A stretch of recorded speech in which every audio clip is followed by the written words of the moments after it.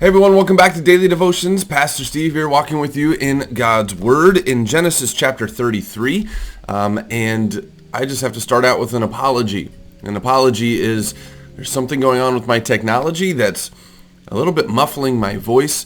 And I've spent about 20-30 minutes this morning trying to figure that out. And so my apologies for this. I'll try to figure this out in these next days.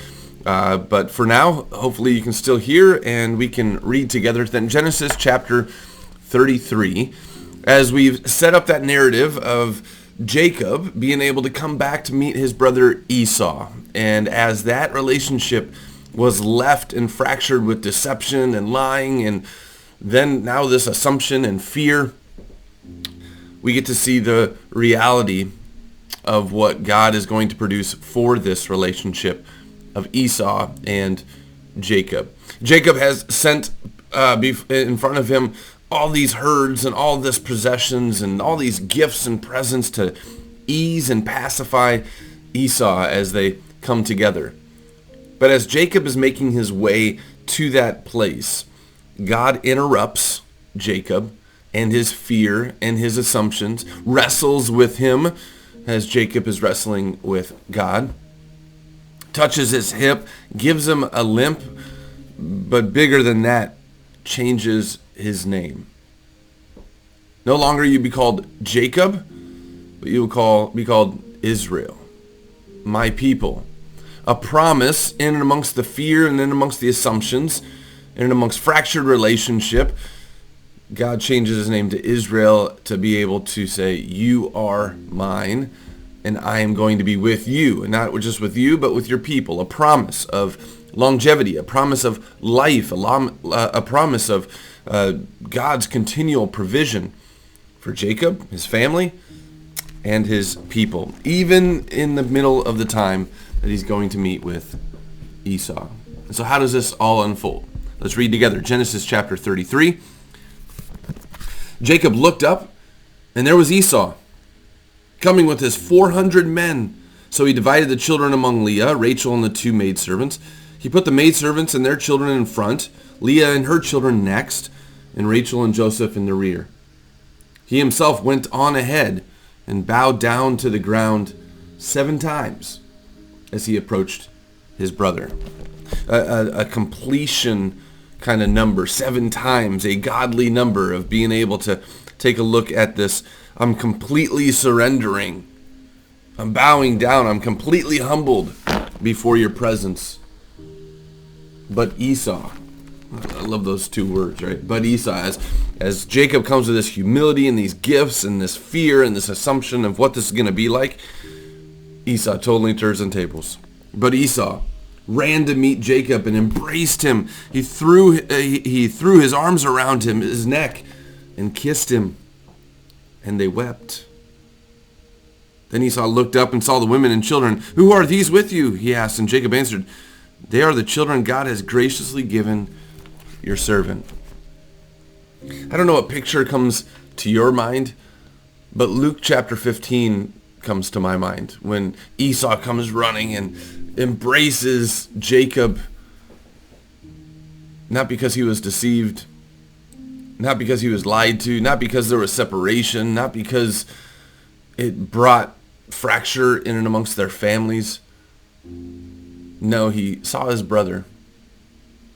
And those past sins and those past realities just kind of melted away, it seems like. It reminds me of Luke 15 when this dad gave his inheritance to his son, and his son goes and squanders it and puts it away and treats his father as though he's dead. And then he comes back to his dad, and his dad is waiting for him, and it isn't because of these past sins, because of what the son has said to his father, but this is his son. He was once dead, now he's alive, and he wraps his arms around him and gives him a feast, and a God of grace. Esau runs to meet Jacob, embraces him, kisses him, they weep. Brothers are united. Then, verse 6, then the maidservants and their children approached and bowed down. Next, Leah and her children came and bowed down. And last of all, Joseph and Rachel. And they too bowed down. And Esau asked, "What do you mean by all these droves I met?" "To find favor in your eyes, my lord," he said. But Esau said, "I already have plenty, my brother. Keep what you have for yourself." I already have plenty. Why? Because God blessed me too. It wasn't because of your deception, your lies, and the fracture that we have in our relationship that God withheld his blessings from me. Understanding for us as well is we just don't always know what's going on in people's lives. We just don't always know what's going on as what God determines to bless them, because we're not in control of that. Thanks be to God. Why all these drugs? Why all these gifts? Why all this kind of pacificity? To find favor in your eyes. You have favor in my eyes. You're my brother. I've looked past all of these things. You're my brother. You're my family. And he embraced him and said, "I don't need this stuff. God has blessed me. And looks like God has blessed you too. Keep stuff for yourself." "No, please," said Jacob. "If I have found favor in your eyes, accept this gift from me. For to see your face is like seeing the face of God. Now that you have received me favorably, please accept the present that was brought to you. For God has been gracious to me, and I have all I need." Because Jacob insisted, Esau accepted it. You see what grace does? You see what favor does? It brings about this, not this reciprocation of generosity. I don't need this. I have you. That's what I was coming to meet. I wasn't coming to meet your herds. I wasn't coming to meet the children that I didn't know you had. I was just coming to meet because I heard that my brother is coming to meet me. And grace just covered over. And the blessings of God just covered over this past and this reality of now this hopefully present reality. God has blessed me.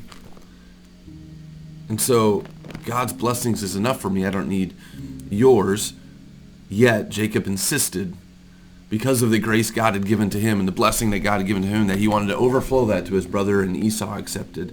And it says, verse 12, "Then Esau said, 'Let us be on our way. I'll accompany you.' But Jacob said to him, 'My Lord knows that the children are tender and that I must care for the ewes and cows that are nursing their young. If they are driven hard just one day, all the animals will die. So let my Lord go on ahead of his servant, while I move along slowly at the pace of the droves before me, and that the children and that of the children, until I come to my Lord in Seir.' Esau said, 'Then let me leave some of my men with you.' 'But why do that?' Jacob asked. Just let me find favor in the eyes of my Lord." So that day Esau started on his way back to Seir. Jacob, however, went to Succoth, where he built a place for himself and made shelters for his livestock. That is why the place is called Succoth, because Succoth means shelters.